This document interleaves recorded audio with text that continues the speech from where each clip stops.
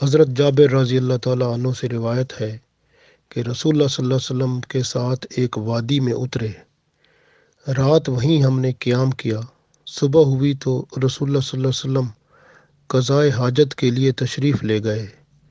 وہاں کوئی باپردہ جگہ نہ تھی۔ آپ صلی اللہ علیہ وسلم نے وادی کے کنارے دو درخت دیکھے۔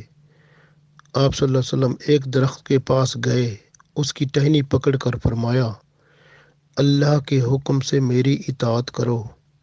پھر حضور صلی اللہ علیہ وسلم دوسرے درخت کے پاس تشریف لے گئے، اس کی ٹہنی کو پکڑ کر فرمایا، اللہ کے حکم سے میری اطاعت کرو۔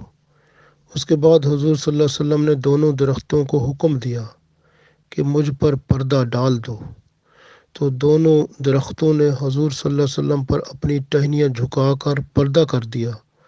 آپ صلی اللہ علیہ وسلم نے قضائے حاجت فرمائی۔